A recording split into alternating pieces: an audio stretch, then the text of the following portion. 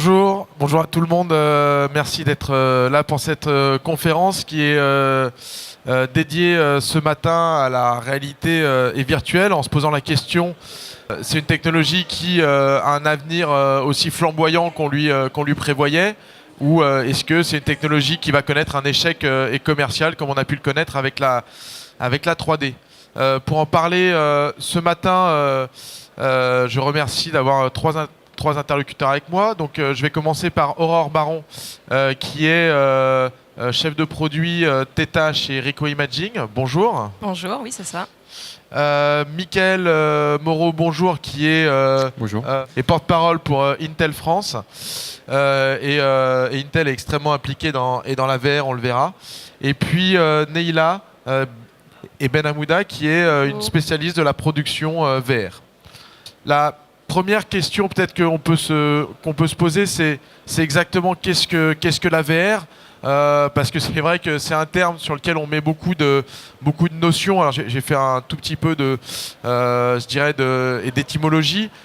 C'est en fait un ensemble de mécanismes qui permettent de simuler la réalité. Évidemment, on parle beaucoup et casques, c'est ce qu'il y a de plus visible, mais il y a aussi tout ce qui va correspondre au son, aux artefacts et sensoriels, haptiques, mais évidemment odorat et gustatif aussi. Qu'est-ce que vous donneriez comme définition, vous, de la VR? Et Mickaël, par exemple, ta définition de la VR? Alors, ok, je vais commencer. Alors, en fait, la manière dont chez Intel on voit la réalité virtuelle, ça va être une évolution constante dans les prochaines années qui va amener en fait à fusionner le monde réel et le monde virtuel dans le même espace où tous les éléments vont se mélanger de manière à proposer les meilleures expériences qui soient pour l'utilisateur. On parle vraiment d'interactivité, d'immersivité et tout ça lié à des technologies de reconnaissance visuelle, des technologies d'intelligence artificielle également qui seront intégrées directement et nativement dans les casques ou toutes les solutions qui vont permettre de bénéficier d'environnements de réalité virtuelle. Donc il y a une vraie évolution à venir sur les prochaines années. C'est ce que je pense aussi, mais est-ce que c'est ton avis aussi, Aurore? Pour nous, la VR, ça va être plus en lien avec le contenu immersif, en fait, étant donné que Ricoh Imaging commercialise le Ricoh Theta, la caméra 360. Et du coup, en fait, on va se servir, nous, de la VR comme une expérience en fait immersive en 360. Pour nous, c'est vraiment ça, en fait, la VR. D'accord. Et Neila? Je rejoins Aurore là-dessus, c'est vraiment la possibilité d'une expérience immersive d'emmener le spectateur dans un autre monde, dans un autre univers. On peut voir aussi que c'est une technologie, voilà, on l'a tous vu réapparaître en 2014 avec Oculus, 2013-2014, mais finalement c'est une technologie qui est plus ancienne que ça, puisque dès les années 50 en fait, il y a eu des premiers essais de VR, et notamment évidemment aux États-Unis, avec un garçon qui s'appelle Morton Ellick qui avait fait un simulateur. Donc le principe d'un casque de VR, c'est d'avoir en fait une stéréoscopie, c'est-à-dire d'avoir deux images. Une image est pour chaque œil. C'est ce qui permet d'avoir le contenu immersif dans un casque. Et donc du coup, lui, dans les années 50, il avait filmé en stéréoscopie une traversée de New York en moto. Il avait rendu ça donc avec un film argentique qui était rendu en stéréoscopie, où on était assis sur une chaise avec un vérin hydraulique qui simulait les tremblements de la moto sur la route à New York, et il envoyait des effluves de goudron pour qu'on ait l'impression qu'on roule réellement dans New York. On était en 55, hein, donc il y a je peux même pas compter d'ailleurs, il y a 70 ans. Et donc du coup, c'est juste pour dire que c'est déjà une technologie, une pensée qui n'est pas nouvelle. Par contre, c'est une technologie qui est revenue après dans les années 80 avec et les jeux vidéo il y a eu beaucoup d'argent de levé dans la Silicon Valley. Ça a été un grand échec. Pourquoi? Parce que la techno était pas prête. Et finalement, ce qui a un peu tout changé, c'est la chute des prix et des composants, notamment avec l'arrivée des smartphones, avec les accéléromètres qui sont devenus des produits extrêmement courants, voilà, qui ont fait que cette technologie connaît depuis 4 ans un essor assez important. Justement, vous, À quel moment, par exemple, chez Intel, vous avez repris au sérieux le sujet de la VR et vous en avez fait une de vos priorités? Parce que je crois pas dire de bêtises, ça fait partie de vos 5 priorités avec la 5G, avec les voitures autonomes, ça fait partie de vos gros sujets, je crois. Oui, enfin, la réalité virtuelle, c'est effectivement un axe de développement extrêmement important chez Intel. Et pour en revenir à la question, à savoir à partir de quel moment on a revu la VR pour l'utilisateur en tant que consommation personnelle revenir sur le marché, c'est effectivement il y a 4-5 ans, mais c'était à partir du moment où la puissance de calcul qu'on pouvait embarquer dans les ordinateurs de bureau ou les ordinateurs portables allait permettre de faire tourner des applications de réalité virtuelle de manière fluide, tout en apportant une qualité d'image qui soit correcte. Ça, c'était il y a 4-5 ans. Il y a eu énormément d'évolutions depuis, puisque, par exemple, donc là, j'ai ramené un produit qui est sorti il y a quelques jours. C'est en fait le plus petit PC au monde qui permet de faire tourner de la VR. Ça peut maintenant se mettre du coup derrière la télé. Donc cette évolution technologique a vraiment permis de faire en sorte que les usages de réalité virtuelle puissent se démocratiser auprès du plus grand nombre. Même s'il y a toujours des freins, on pourra peut-être y revenir, mais c'est vraiment la diminution en taille des composants, la diminution en prix qui ont permis, de notre point de vue, de commencer à démocratiser la réalité virtuelle pour le grand public.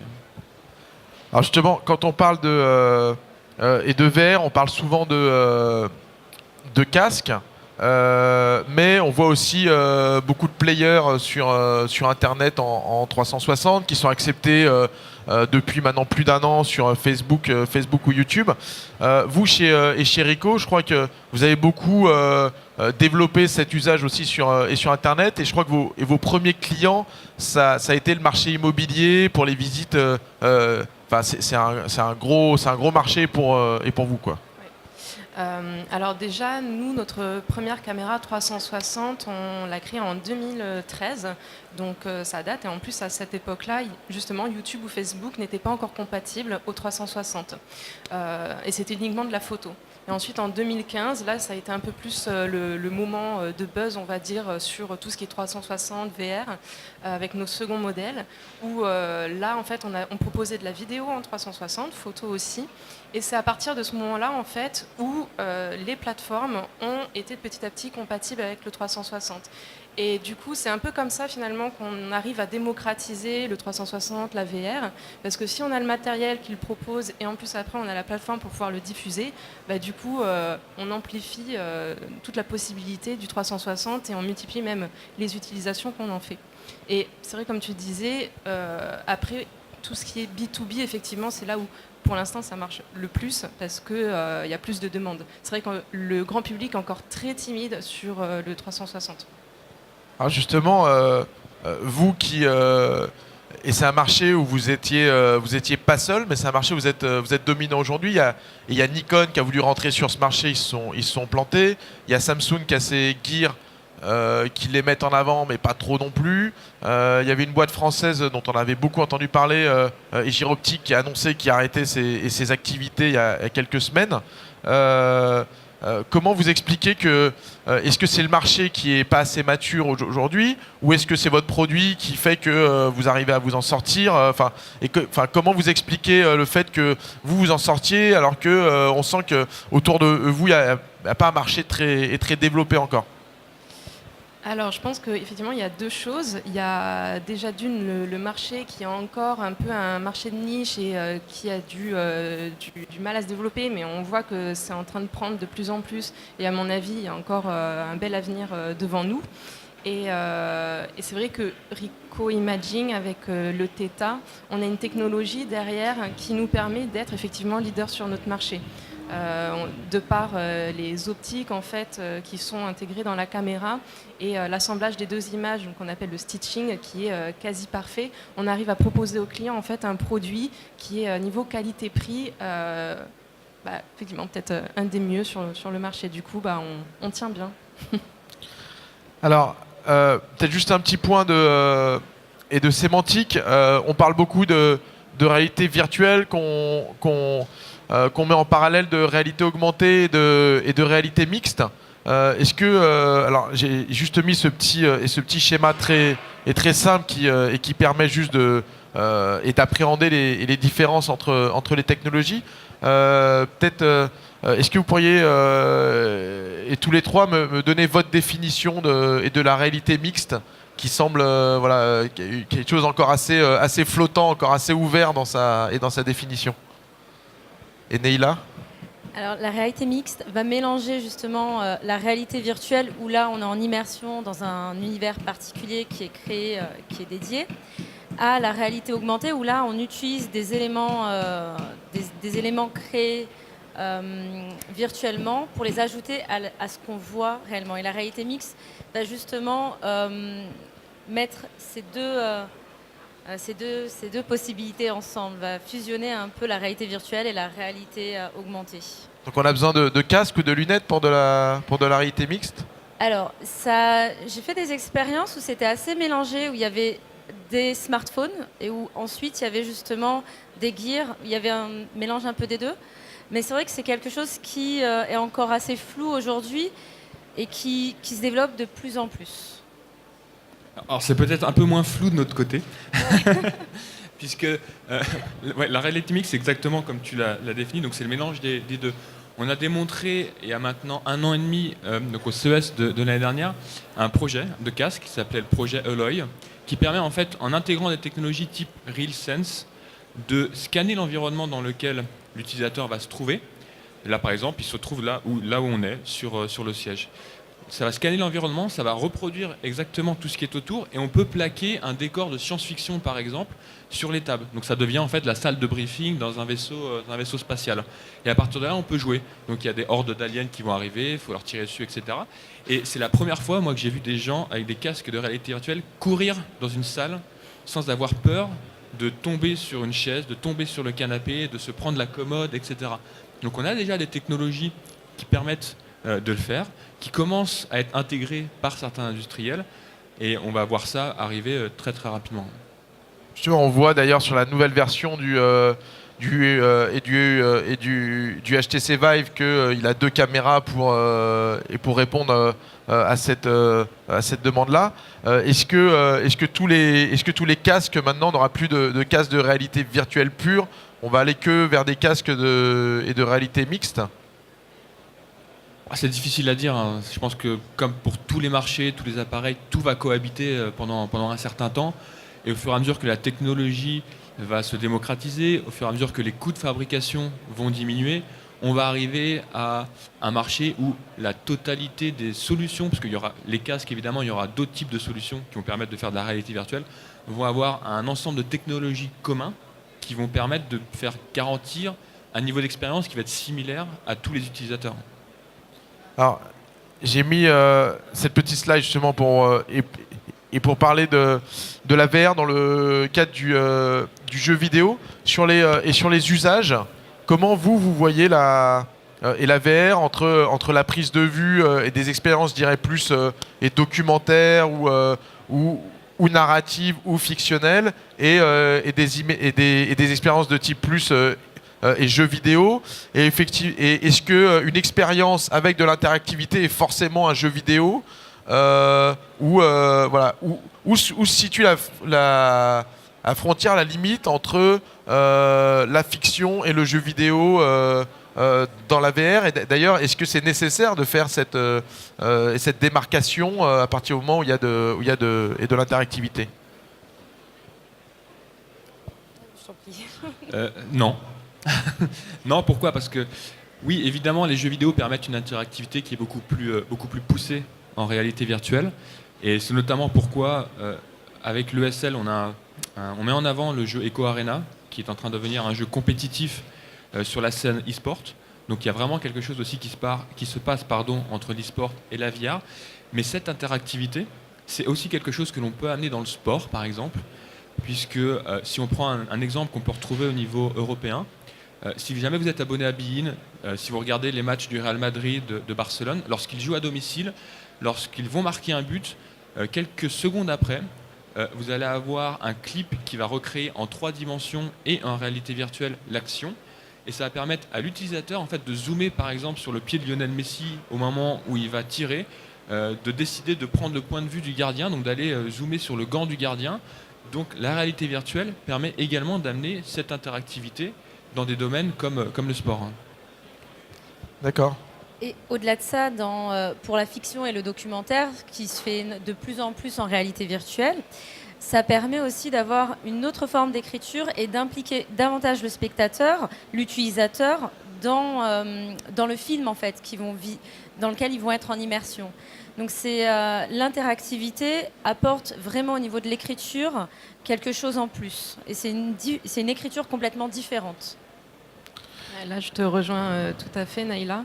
Nous, on n'est pas sur du jeu vidéo, étant donné que ça va être plus de la captation de ce qui se passe autour de nous. Mais justement, il y a quand même un travail à faire sur qu'est-ce qu'on veut montrer, parce que du coup, on peut tout montrer et on peut très vite perdre en fait la personne qui va voir la vidéo. Donc, il y a vraiment un travail de qu'est-ce que je veux montrer, l'emmener, lui faire tourner la tête à droite, à gauche, mais pas dans tous les sens non plus, quoi. Et c'est aussi offrir du choix aux spectateurs au final. L'interactivité, ça va être également offrir aux spectateurs de choisir d'ouvrir cette porte ou plutôt celle-ci. Voilà, ça crée quelque chose vraiment de différent dans la relation du spectateur avec le film, l'univers dans lequel il se retrouve. Alors, évidemment, une conférence au Medpeace et sans chiffres, et c'est pas possible. Alors, je vous rassure, et chez GFK, ils ne nous ont pas donné 10 000 chiffres, ils nous ont donné celui-là et c'est tout. Mais en gros, on parle d'un marché français à peu près de 420 000 pièces vendues en France en 2017, plus 9%.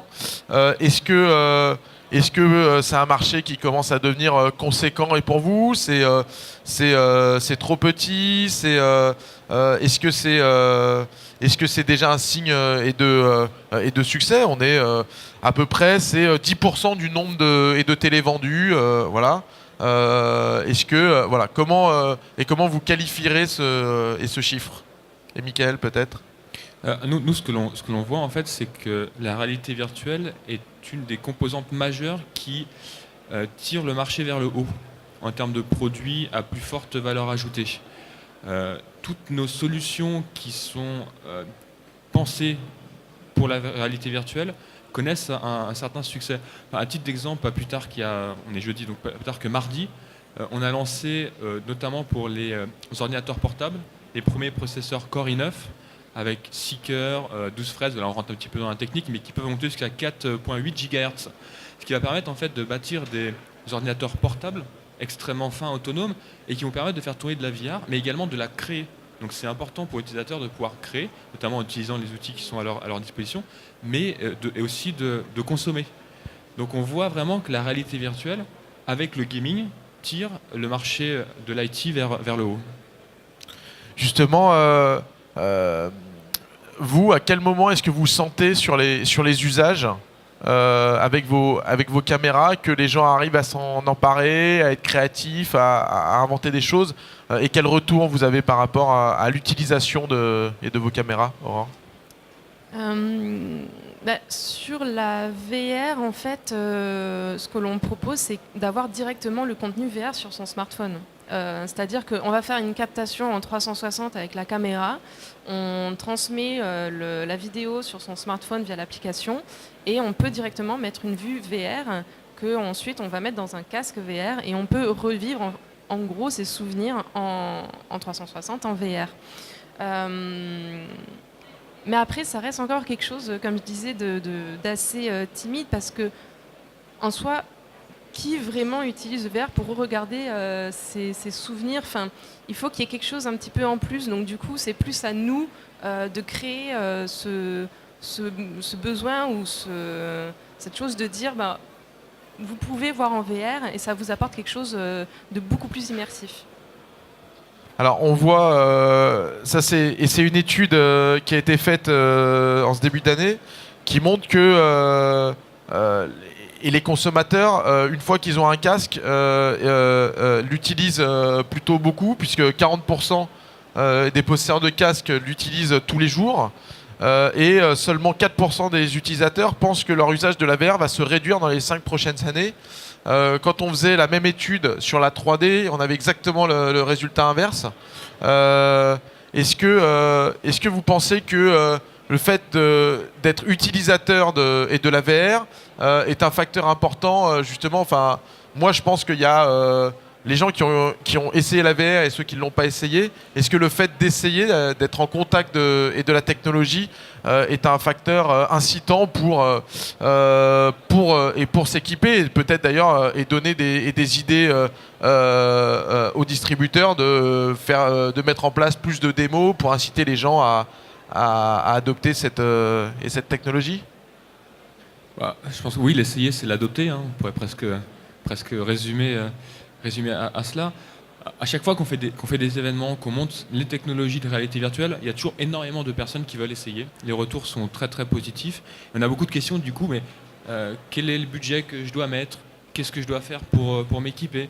Quel est le contenu qui va arriver? Et du coup, c'est important en tant que société de l'écosystème, que l'écosystème entier aide justement à amener et à créer du contenu qui soit aussi diversifié que possible. Parce que c'est la clé. C'est ça qui va permettre une généralisation massive de la réalité virtuelle.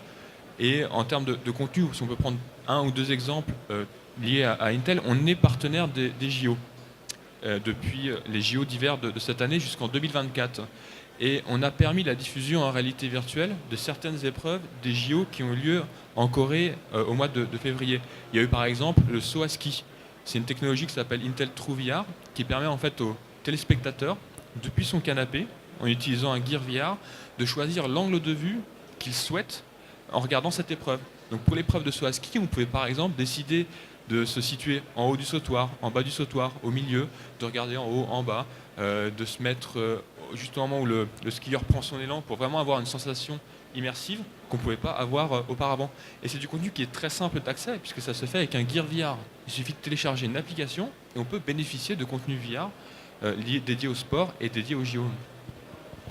Alors justement, on voit aussi et des équipements. Alors tu parles du Gear VR, mais si jamais on parle par exemple d'un HTC Vive ou d'un Oculus, par contre, on est sur des prix d'équipement plus élevés et surtout, il faut un PC quand même un peu costaud pour que ça tourne. Est-ce qu'on va arriver? Alors, on a vu aussi l'arrivée de nouvelles technos comme le casque, enfin les technos de Microsoft, avec le casque notamment de Acer, est moins cher, qui tourne sur des PC moins cher aussi. Quelle va être pour toi et l'évolution en tant que spécialiste du marché PC, du taux d'équipement moyen pour avoir une très bonne qualité d'expérience VR?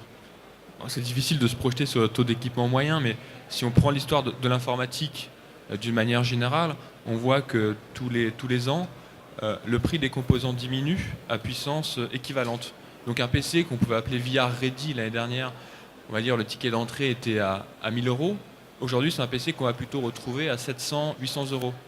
Mais ça, c'est pour faire de la VR telle qu'on l'a pensée l'année dernière. Donc les usages VR aussi, eux, évoluent avec une meilleure qualité d'image, avec une interactivité encore plus poussée, mais les technologies derrière suivent. Donc on se retrouve avec ce marché-là où le ticket d'entrée pour la VR diminue, mais il y a également cette évolution des technologies de réalité virtuelle qui font qu'il y a toujours ce besoin supplémentaire en termes de performance.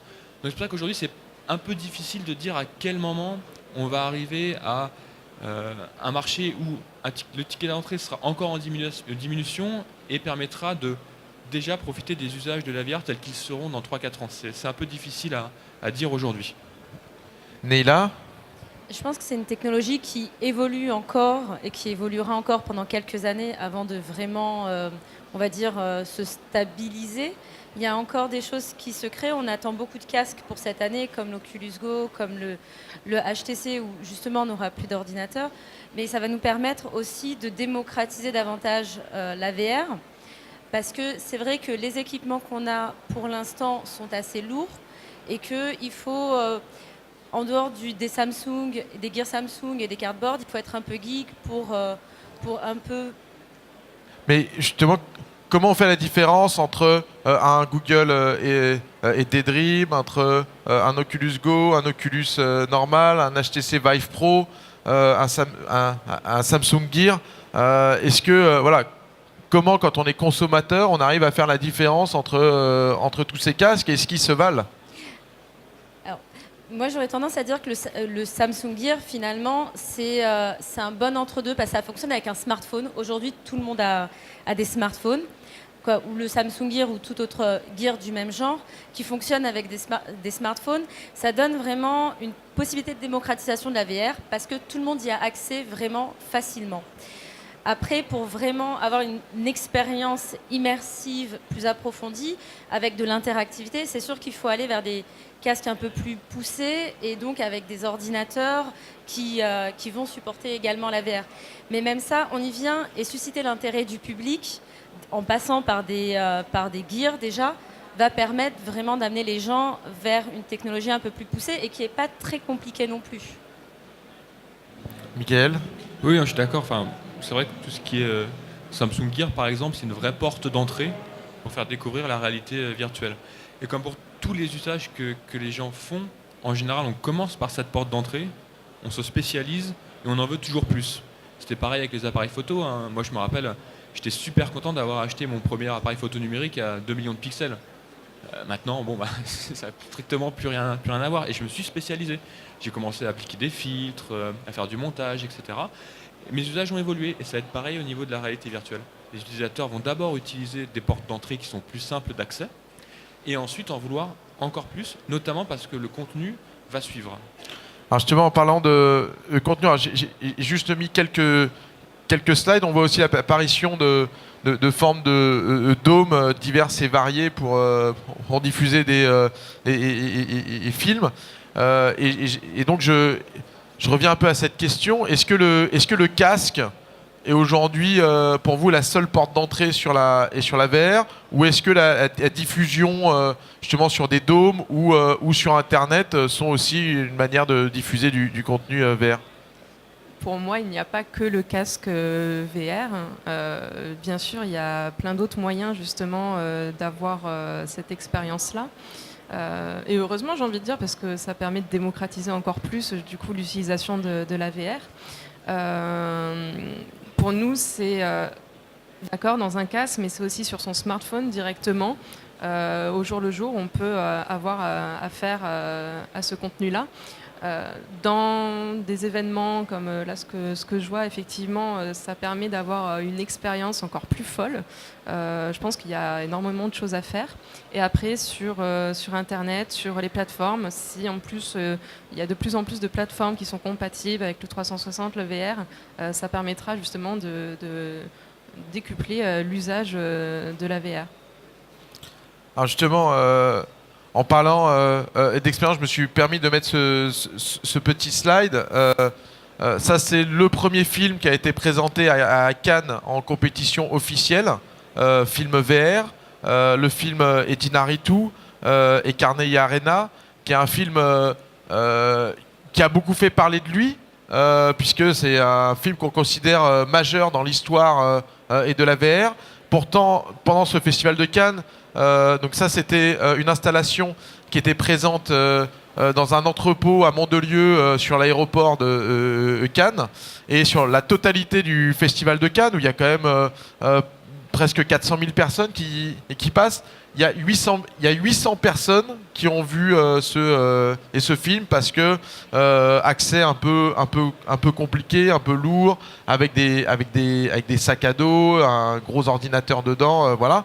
Comment on fait pour vivre ces expériences, qui est une expérience folle, hein. Tous ceux qui l'ont fait disent que c'est le truc le plus fou qu'ils ont fait de toute leur vie. Pour ceux qui n'auraient pas suivi, c'est une expérience c'est un film où vous traversez la frontière entre le Mexique et les États-Unis dans la peau d'un clandestin et mexicain, et vous faites arrêter par les patrols américains. C'est un truc de dingue. Justement, comment est-ce que demain, alors ça c'est, il y a tout un dispositif, on enlève ses chaussures, on marche dans le sable, voilà. Comment on fera demain pour vivre quelque chose d'aussi fort, mais sans que ça soit une installation aussi lourde et aussi chère? Michael, vous avez peut-être des idées? Oui, alors, ça va être compliqué de vivre une telle expérience dans son salon. Ça, c'est évident. Je vois pas beaucoup de gens mettre du sable dans Voilà, son mettre du salon sable. en plus. Mais peut-être ce qu'on peut noter, c'est que le cinéma, le monde du cinéma, souhaite de plus en plus s'emparer de la réalité virtuelle. Et c'est pas pour rien qu'on a ouvert un studio. Intel a ouvert un studio à Los Angeles qui fait quasiment 1000 mètres carrés dédié à la production de contenu en réalité virtuelle. La première démonstration a été faite pendant le CES. C'était en fait une scène de western où vous aviez le héros sur son cheval qui allait sauver la princesse qui était retenue par des bandits. Donc c'est filmé en une fois. Une princesse est dans un western. Ouais, je sais pas le bon terme. Mais bon, toutes les femmes sont des princesses, n'est-ce pas? Voilà. Donc, Moi, j'irais pas sur ce terrain-là. Mais...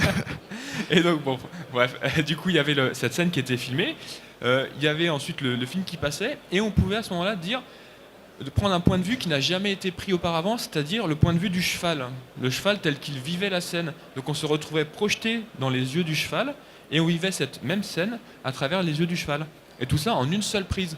Donc pour les créateurs de films, pour l'industrie du cinéma, c'est extrêmement intéressant parce qu'ils vont du coup être amenés à repenser la manière dont ils vont construire leurs films, à repenser ce qu'ils vont proposer aux spectateurs, notamment au cinéma, et à la manière dont ça va être diffusé lorsqu'ils seront chez eux. Alors justement, on ne peut pas faire cette conférence sans évoquer Ready Player One, le dernier film de Spielberg qui est sorti il y a quelques jours sur les écrans, qui est une ode à la réalité virtuelle avec ses bons et ses mauvais côtés.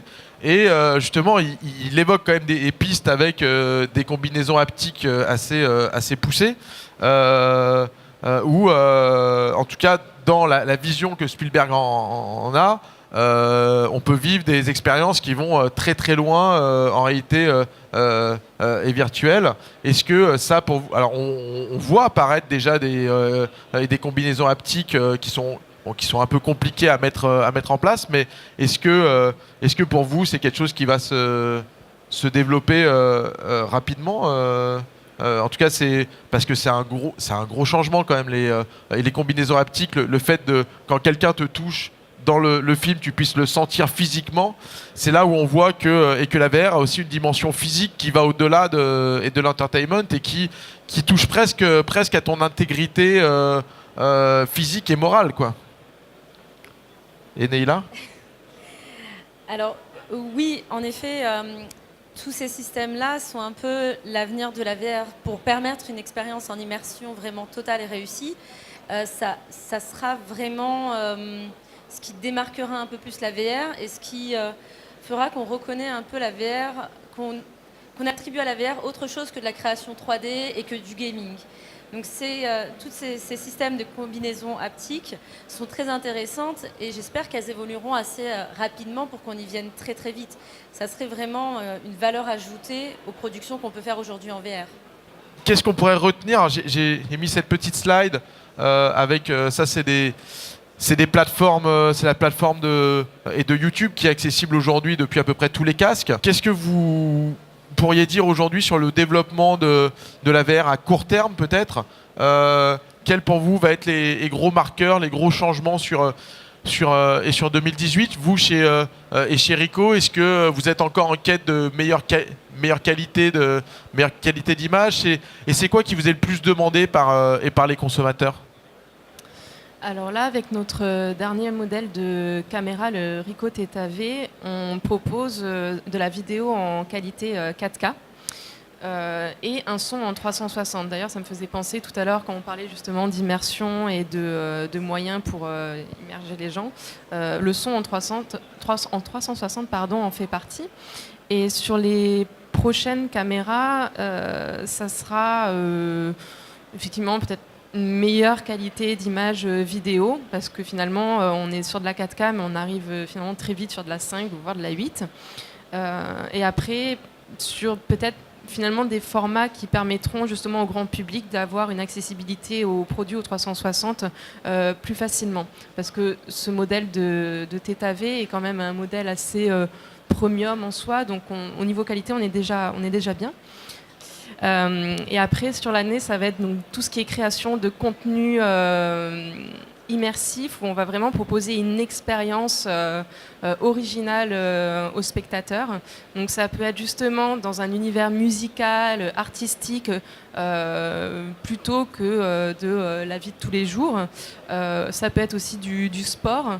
Même si on en voit déjà beaucoup, mais c'est justement essayer de trouver une branche où on en voit moins. Donc tout ce qui est musique, documentaire, journalistique, tout ça. Enfin, c'est vrai qu'on se penche plus vers ça, vers tout ce qui est un travail en fait du scénario de la vidéo 360 et non pas juste quelque chose que l'on peut faire comme ça tous les jours. Ça va être un peu plus travaillé. En fait, c'est comme la vidéo normale, c'est-à-dire que si on filme et n'importe comment avec son caméscope, ça sera pas intéressant.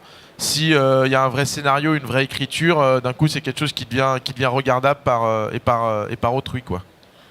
Bah, après, tout dépend ce qu'on veut en faire. Enfin, si on veut que ça soit quelqu'un de notre famille qui fasse du 360, on va peut-être pas lui demander d'écrire tout un scénario, mais justement, ça sera de la captation au quotidien pour créer des contenus un peu originaux, en faisant même, pourquoi pas, des effets assez drôles, parce que justement, on peut énormément jouer sur... Il y a un côté très ludique avec le 360, où on peut faire un peu déformer les images et autres.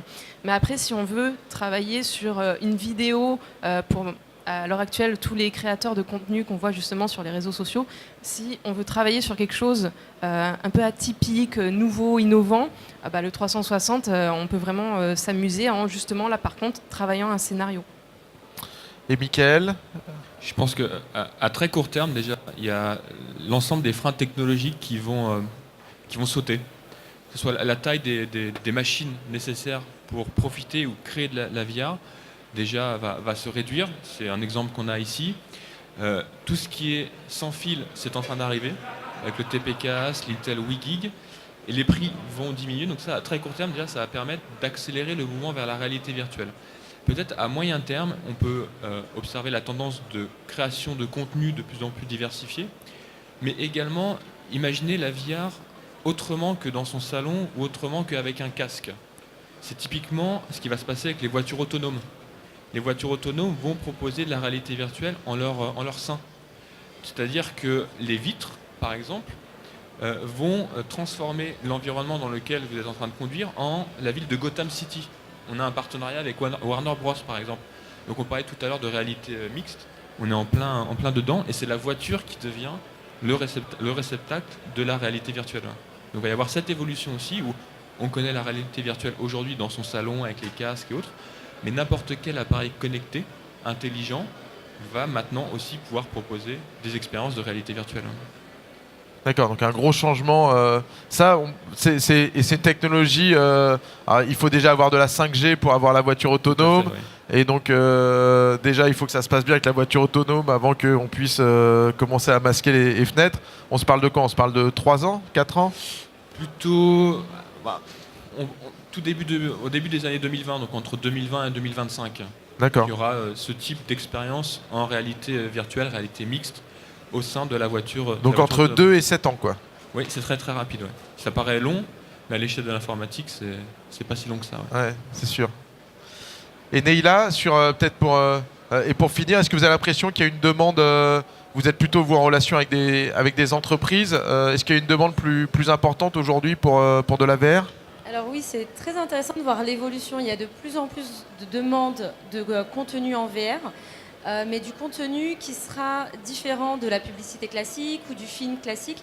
Donc c'est vrai que les entreprises ont aussi une vraie réflexion sur qu'est-ce qu'ils en font de la VR, comment ils présentent des films en VR. Et c'est assez intéressant parce qu'il y a cette demande de production de la part des entreprises et il y a aussi cette demande de diffusion de la part du public. On a de plus en plus, on l'a vu sur différents salons, le grand public attend davantage de contenu et ça matche parfaitement la demande des entreprises ou des grands diffuseurs, des chaînes télé. Ça matche très bien leur objectif sur du long terme avec la demande du public. Après, à nous de créer le contenu qui convient. Ok. Merci à tout le monde pour pour avoir été présent. Merci Neila, merci Mickaël. Merci, Merci beaucoup. Voilà, merci beaucoup et bonne journée au MEDPI 2018.